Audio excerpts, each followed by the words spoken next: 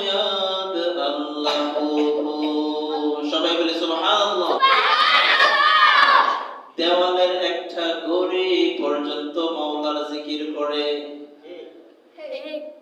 দেওয়ালের একটা ঘড়িও কারা জিকির করে?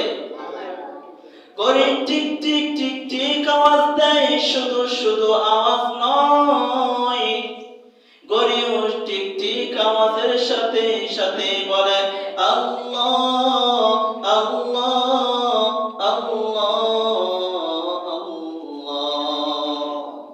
ঘড়ি হরদম বগোয়াদ আল্লাহু নগোয়াদ টুনটুনা টুনটুনা টুটু বসাহের সম এনি আয়াত কে টুটু কে দরমানা বগোয়াদ আল্লাহু।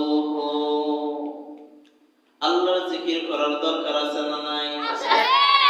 উঠতে বসতে চলতে ফিরতে সব সময় কার জিকির করব আমরা? সব সময় কার জিকির?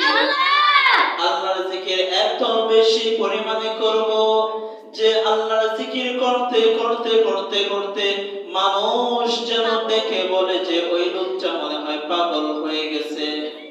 আরে দুনিয়ার সব মানুষ তো পাগল। দুনিয়ার সব মানুষ কি পাগল? দুনিয়ার সব মানুষ কি পাগল?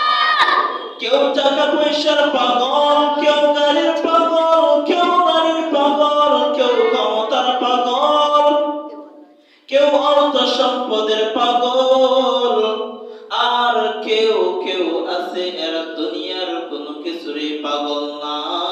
এরা হলো আমার মাওলা পাকের এত পাগল, এরা জাহান্নামের পান শোনা মাত্রই তাদের চক্ষু দিয়ে অনর্গল পানি বের হতে থাকে। আল্লাহর জান্নাতের বয়ান শোনা মাত্রই তাদের চোখ দিয়ে পানি অনর্গল ঝরতেই থাকে। আমার মাওলা পাকের কোরআনের আলোচনা